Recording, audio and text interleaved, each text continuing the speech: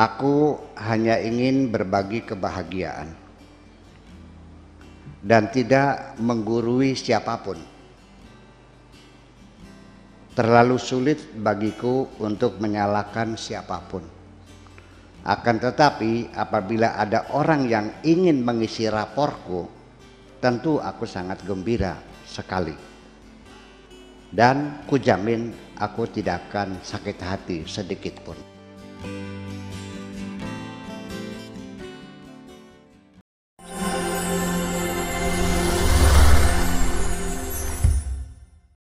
Demikian, silakan kepada para peserta kholwat yang ingin bertanya ataupun menyampaikan sesuatu, silakan. Ya, Pak Ustadz Murtado, silakan Pak Ustadz Murtado dari Sukagumiwang Indramayu, silakan. Assalamualaikum warahmatullahi wabarakatuh. Waalaikumsalam warahmatullahi wabarakatuh. Terima kasih atas yang telah diberikan di tengah pandemi ini. Mudah-mudahan guru mulia kita tetap sehat dan diberi kekuatan Allah Subhanahu wa taala. Amin ya rabbal alamin. Amin. Mohon izin Buya, di open statement Buya ada yang menarik terkait yang disampaikan oleh Buya bahwa apapun yang ada di fasilitas yang ada di kholwat ini adalah salah satu bukti adanya Allah Subhanahu wa taala. Senada dengan itu, kebetulan sebelum kami mengikuti kholwat di yayasan kami ada syukuran. Ada syukuran walaupun secara sederhana. Kebetulan mubalik yang kami undang itu sedang ada dia sedang apa namanya kurang sehat lah, jadi terapi air dengan mereknya Kristalin yang produksi dari orang tua kalau nggak salah. Kalau nggak ada itu satunya lagi ada air mereknya Prima dari produk Sosro.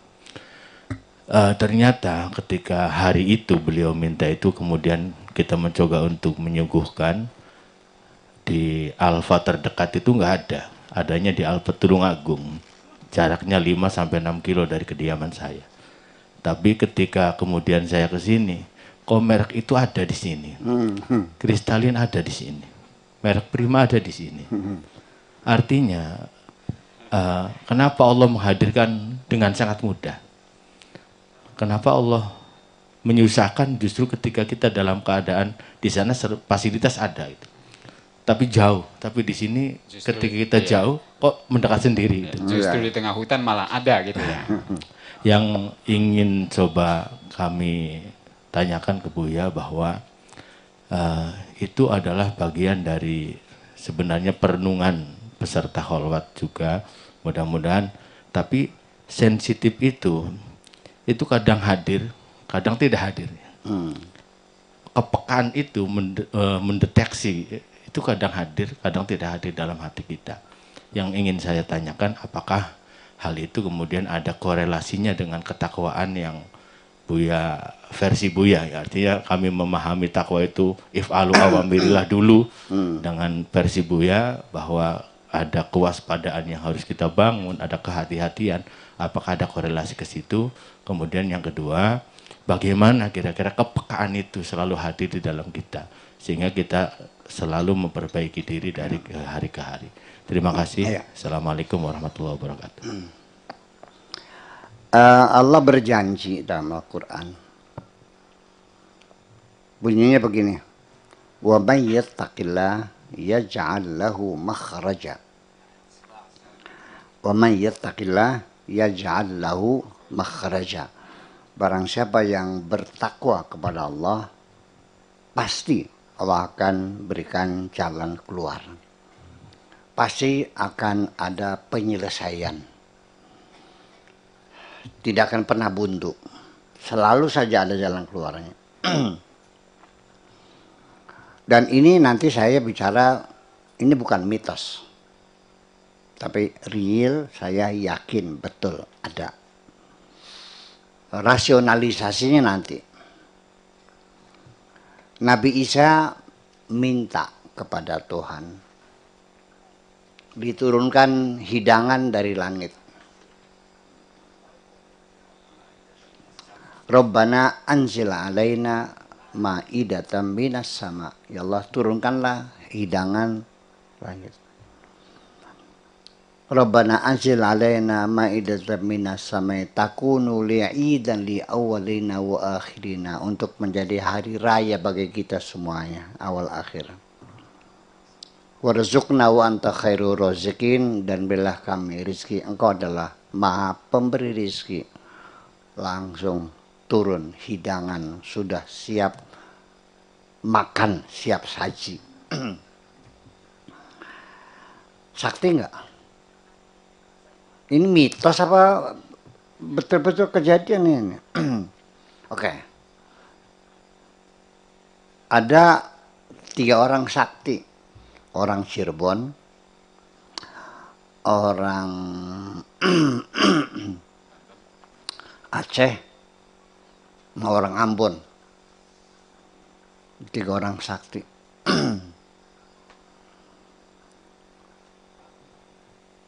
Pertama orang Ambon dulu. Ambil baskom, ember yang besar, isi air. Mana pancing, mana pancing.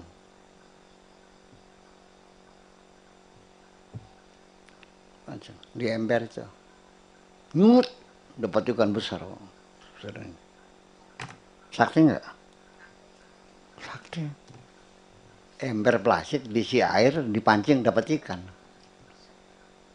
Kata orang Aceh, enggak sakti itu mah.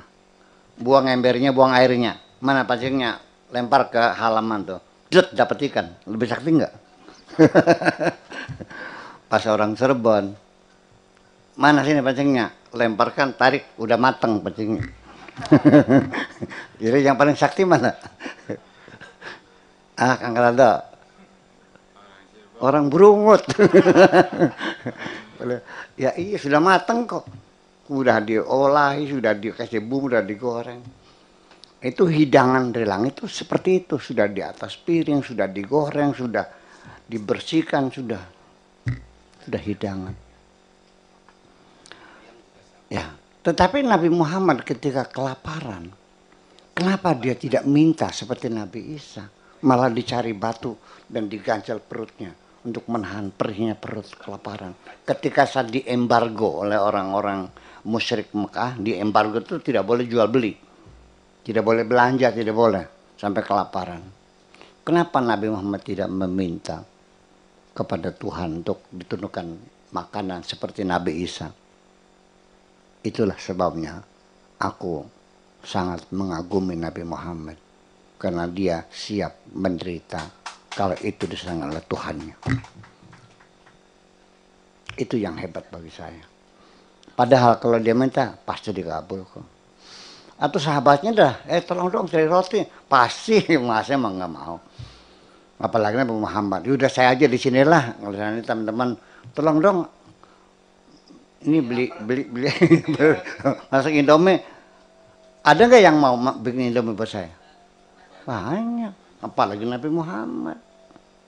Tapi kenapa dia tidak minta sahabatnya, tidak minta malaikat untuk ini, atau suruh ngambil buah mangga dari Indramayu? Enggak, diganjel. Itulah yang hebat bagi saya. Itu persoalannya. Kemudian lagi cerita kesaktian. Kullama dakhala 'alaiha Zakaria al-mihrab wajada 'indaha rizqa. Siapa yang dalam mihrab itu? Maryam. Zakaria datang masuk, segala macam makanan ada semua. Anna laki hada, min aina laki hada. Anna itu artinya min aina, tapi yufidu makna ta'ajub. Kalau min aina dari mana? Kalau Mang Im pakai mobil Kijang, beli mobil Kijang. Saya nanyanya min aina lakahada, dari mana? Dapat beli kredit, cash, dikasih hadiah orang, ya kan gitu. Tetapi ketika yang dia kendai itu Lamborghini yang harganya 30 miliar, Saya bukan min aina, anna laka hadza. Dengan mata melotot, wah dari mana kau dapatkan, dengan penuh kekaguman. Nah Zakaria saja seorang nabi itu mengalami rasa kekaguman yang luar biasa melihat seorang perempuan namanya Maryam yang tidak pernah keluar dari kamar, hanya berzikir dan berzikir. Kok di dalamnya segala macam perhiasan ada, segala macam makanan ada. Min annalaki hadza qalat huwa min indillah, itu dari Allah. Innallaha yarzuqu man yasha'u bighairi hisab, karena Allah memberikan rezeki kepada siapapun tanpa hitung-hitungan, tanpa duga-dugaan. Kun fayakun semuanya itu. Nah, saya gimana? Sementara ketika saya ada di tengah masyarakat, saya melihatnya ini kiriman dari Tuhan saya.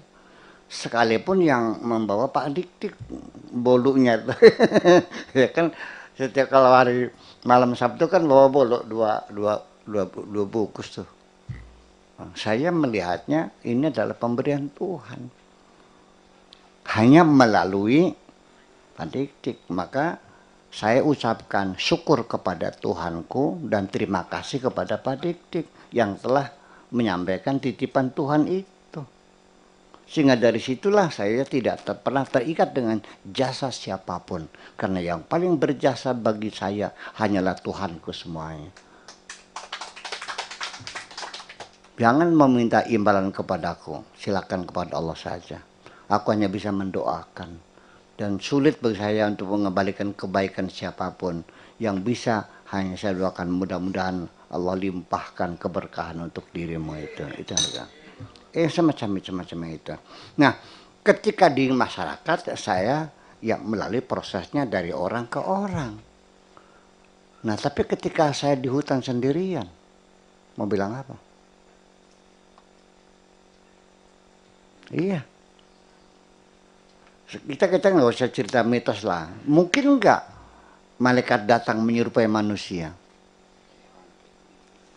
Mungkin nggak ada orang ngasih mobil mewah? Ya kenal juga enggak ujuk-ujuk kalau bukan disuruh oleh Tuhan.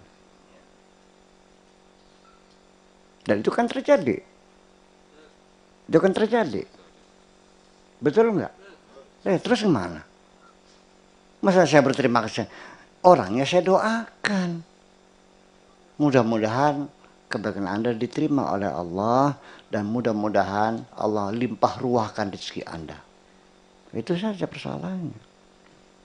Tetapi jangan coba-coba mengungkit-ungkit kebaikanmu atas diri saya. Karena saya tidak pernah merasa dapat kebaikan dari siapapun. Kecuali dari Tuhanku. Terima kasih, itu aja.